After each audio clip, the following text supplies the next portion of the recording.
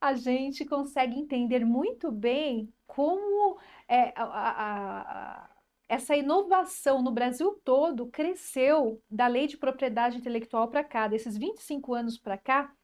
O Brasil ele cresceu muito mais, tanto tecnologicamente quanto de inovações, do que de 98 para trás. Então, isso não é coincidência, é porque realmente acabou havendo um incentivo à inovação. E hoje as pessoas se importam mais com isso, né? Antigamente ninguém se importava muito. Eu me lembro que a gente estava na Contimática uma época e o domínio para a internet, né? O domínio para a internet, Uhum, a gente estava começando a falar sobre isso, falou, vai que alguém pega o domínio Contimática, né? Esse tipo de sim, coisa, enfim. sim. E eu me lembro que na época um monte de gente foi lá e colocou lá xuxa.com.br, né? Colocou, enfim, um monte Sim, de nome, sim, pelé.com.br, sim, enfim. E as sim. pessoas tiveram que pagar para devolver É o verdade, domínio. verdade. Isso está falando de domínio de internet. Exatamente. Marca, então, deve ter acontecido muito isso, Ah, né? muito, muito, Porque as muito pessoas não tinham mesmo. fazia, É, montava a empresa, mas a marca, é. O que que acontece? Até hoje a gente ainda não tem o número ideal de registros de marca, viu?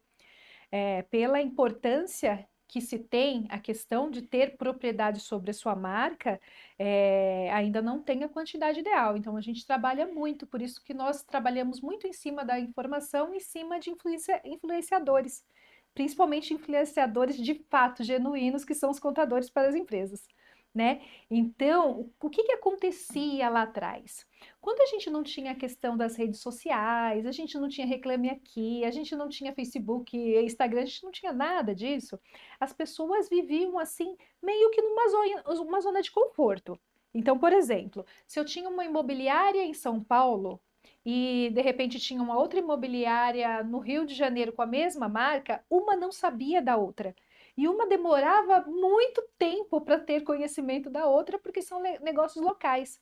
A partir do momento que a gente tem as redes sociais, não existe mais não existe mais fronteiras. fronteiras, né? Não existe mais São Paulo, Rio, não existe Curitiba e Natal, nada disso.